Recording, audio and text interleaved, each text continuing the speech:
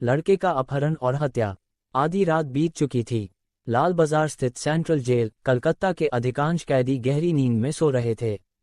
रात की ड्यूटी पर तैनात सिपाही जेल के फाटक पर नपे तुले डग भरता हुआ इधर से उधर मार्च कर रहा था। रात के शांत वातावरण में अचानक एक कोठरी से किसी कैदी के रोने और चीखने की तेज आवाज सुनकर सिपाही कुछ देर के लिए हैरानी में पड़ गया। कोठरी के निकट पहुंचने पर उसने देखा कि कोई कैदी सीखचों के अंदर तेजी से चक्कर काट रहा है। सिपाही ने आश्चर्य से पूछा, क्या बात है, तुम इस तरह क्यों चिल्ला रहे हो? कैदी ने सिपाही की बात का कोई उत्तर न दिया, जैसे उसने कुछ सुना ही न हो। उसका रोना, चिल्लाना और पागलों की तरह तेजी से कोठरी में चक्कर लगाना जारी रहा। उसका शरीर पसीने से लथपथ था और मुंह से फेंसा निकल रहा था।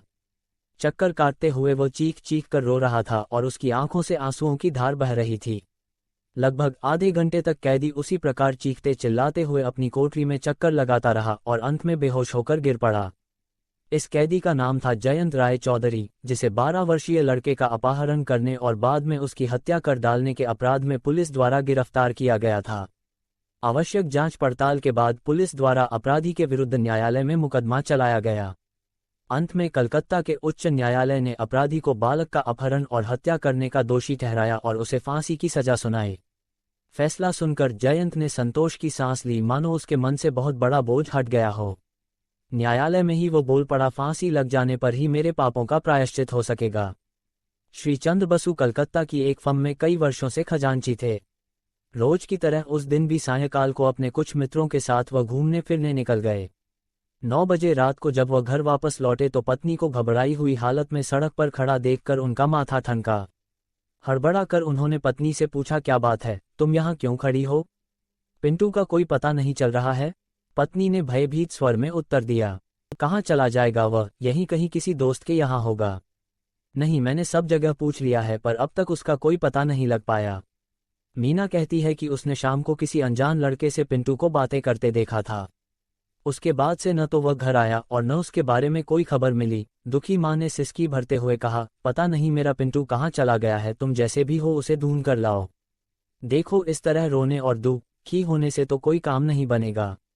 तुम शांत होकर घर में बैठो, मैं अभी जाकर पुलिस में उसके गायब होने की रिपोर्ट लिखाए देता हूँ, बसु ने अपनी पत्नी को समझाते हुए उत्तर दिया।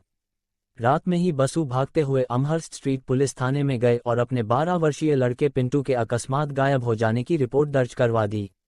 लड़के का पता लगाने के लिए पुलिस द्वारा कई स्थानों पर पूछताछ की गई, किंतु उसका कोई परिणाम न निकला। बसु भी कलकत्ते में अपने सभी नाते रिश्तेदारों और परिचितों के यहाँ चक्कर काटते रहे, पर हर जगह उन्हें निराश होना पड़ा। दूसरे दिन दोपहर को जब थके हारे बसु वापस घर लौटे तो उन्हें दरवाजे के पास एक लिफाफा पड़ा दिखाई दिया। कौतूहलवश बसु ने लपक कर लिफाफा उठा लिया।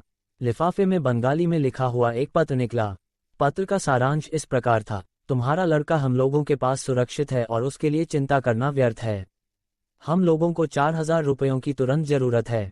ये रकम हम कर्ज के रूप में मांगते हैं और यह वायदा करते हैं कि महीने भर बाद सूद सहित पूरी रकम आपको वापस कर दी जाएगी। आज दोपहर को 2 और 3 बजे के बीच आप 2000 रू लेकर धर्मतल्ला स्ट्रीट पर न्यू सिनेमा के फाटक पर अकेले खड़े हों। 5 रुपये और 10 रुपये के नोटों में पूरी रकम एक लिफाफे में रख कर लाएं। 100 रू के नोट नहीं लिए जाएंगे। हमारा आदमी निश्चित समय पर रकम लेने के लिए सिनेमा के फाटक पर पहुंच जाएगा। उसकी कलाई पर काला रुमाल बांधा होगा। रकम लेकर आदमी के सुरक्षित लौटने से ही आपका लड़का वापस कर दिया जाएगा। शेष 2000 रू कल उसी समय और उसी स्थान पर पहुंचा दें। पत्र पढ़कर बसु को जहां अपने लड़के पिंटू के सुरक्षित होने की खबर से कुछ राहत मिली, वहां 4000 रुपयों की मांग का ध्यान आते ही उनके हाथ पांव ढीले पड़ गए। घंटों सोच विचार करने के बाद भी वह यह निश्चय नहीं कर सके कि इन परिस्थितियों में वह क्या करें। इतने कम समय में इतनी बड़ी रकम का प्रबंध करना उनके लिए पूर्णतया असंभव था, किंतु दूसरी ओर लड़के को सुरक्षित कैसे प्राप्त किया जाए यह उनकी समझ में न आ रहा था। उस दिन बसु अपने मित्रों और सगे संबंधियों से सलाह मशविरा करते रहे। अन्य कोई उपाय समझ में न आने पर दूसरे दिन सुबह बसु कलकत्ता पुलिस के एक उच्च अधिकारी से मिले। 2 दिन पूर्व पिंटू के अचानक घर से गायब हो जाने से लेकर अब तक की सभी घटनाओं का उल्लेख करते हुए बसु ने पुलिस अधिकारी को वह पत्र भी दिखाया जिसमें अपराधियों द्वारा 4000 रुपयों की मांग की गई थी।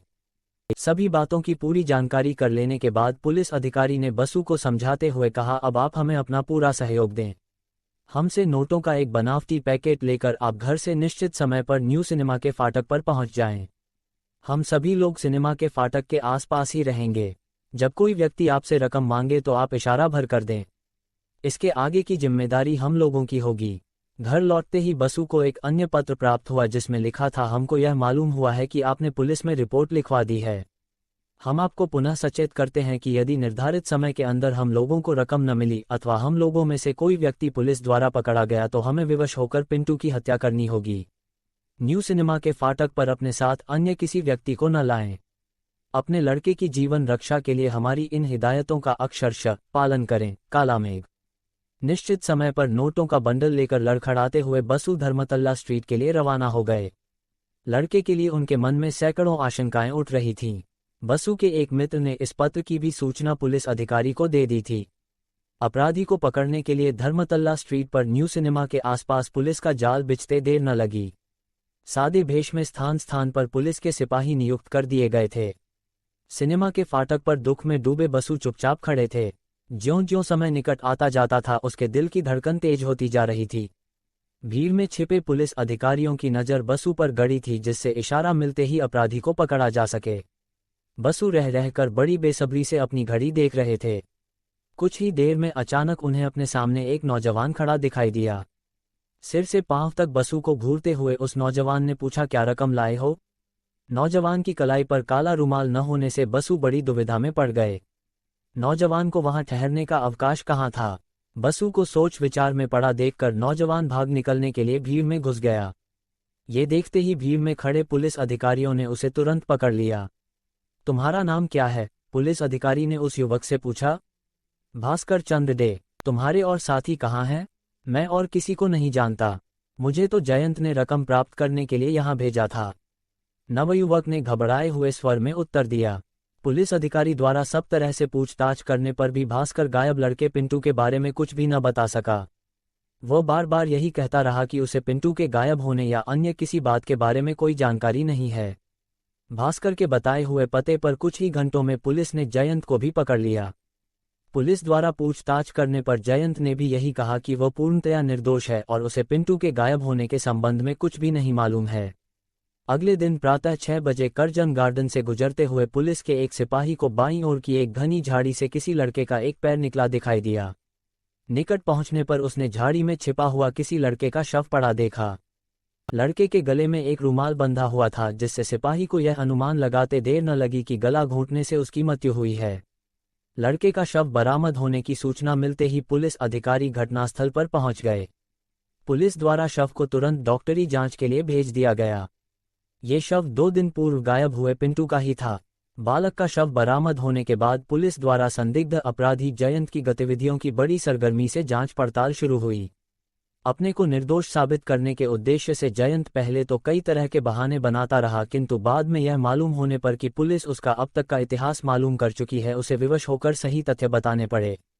जयंत के बारे में विस्तृत जांच करने पर पुलिस को यह मालूम हुआ कि बचपन में ही उसके पिता की मृत्यु हो गई थी। उचित शिक्षा और संरक्षण के अभाव में बुरी सोहबत में पड़कर उसने शराब आदि पीना शुरू कर दिया। ऐशो आराम की जिंदगी व्यतीत करने के लिए धन का अभाव होने पर वह छोटे मोटे अपराध करने लगा। अंत में वह अपने भाइयों आदि से अलग होकर हैरिसन रोड पर एक कमरे में रहने लगा। जयंत ने अपने को लकड़ी का एक बड़ा व्यापारी बताकर कई बड़े लोगों के यहाँ आना जाना शुरू कर दिया। इसी बीच उसकी मुलाकात गुहा से हुई और दोनों के संबंध धीरे धीरे बढ़ने लगे। गुहा की जवान लड़की श्रीलेखा से जयंत का प्रेम हो गया और वह उसके लिए तरह तरह के उपहार लाने लगा। गुहा की आर्थिक स्थिति अच्छी न थी और उसने श्रीलेखा की बीमारी का बहाना करते हुए जयंत से 3000 रुपयों की मांग की। श्रीलेखा से विवाह करने के लिए जयंत बिल्कुल पागल हो चुका था। 3000 रुपयों का कैसे और कहां से प्रबंध किया जाए, कई दिन तक वह इसी उधेड़बुन में लगा रहा। बसु और उनके परिवार को जयंत कई वर्षों से जानता था। बहुत सोच विचार के बाद धन प्राप्त करने के लिए उसने बसु के एकमात्र पुत्र पिंटू का अपहरण करने की योजना बनाई। अपने एक मित्र के लड़के को साथ लेकर जयंत एक दिन सांयकाल उस मोहल्ले में गया जहां बसु रहते थे। वो स्वयं नीचे खड़ा रहा और उस लड़के को भेजकर पिंटू को बुलवाया। पिंटू के आते ही जयंत ने घुमाने के बहाने दोनों लड़कों को एक टैक्सी में बैठाया और खिदिरपुर चल दिया। जयंत की योजना के बारे में दोनों लड़के पूर्णतया अनभिज्ञ थे। लगभग 2 घंटे तक जयंत दोनों लड़कों के साथ इधर उधर घूमता रहा। उसके सम्मुख सबसे बड़ी समस्या पिंटू को किसी सुरक्षित स्थान में रखने की थी। ऐसा कोई स्थान न होने के कारण उसे अपना बना बनाया खेल बिगड़ता दिखाई दिया। इसी मानसिक उथल पुथल में उसने रात के 11 बजे खिदिरपुर से सियालदा जाने के लिए एक बग्गी किराए पर तय की। दूसरे लड़के का मकान रास्ते में ही पड़ता था और वह उतर गया। अब जयंत और पिंटू बग्गी में अकेले रह गए। अन्य कोई उपाय समझ में न आने पर जयंत के मन में बग्गी में ही पिंटू की हत्या कर डालने का विचार आया। सोच विचार और मानसिक संघर्ष की इसी स्थिति में जयंत ने अचानक दोनों हाथों से पिंटू का गला कसकर दबा दिया। उसने ये कार्य इतनी शीघ्रता से किया कि पिंटू के मुंह से आवाज तक न निकल सकी। पिंटू की आंखें उलट जाने पर उसने जेब से रुमाल निकाला और उससे उसका गला कसकर बांध दिया। जब जयंत को यह विश्वास हो गया कि पिंटू मर गया है तो उसने एक गली के सामने बग्गी रुकवाए। दरवाजा खोलकर वहां नीचे उतरा और उसने बग्गी वाले से कहा कि उसका भाई सो गया है।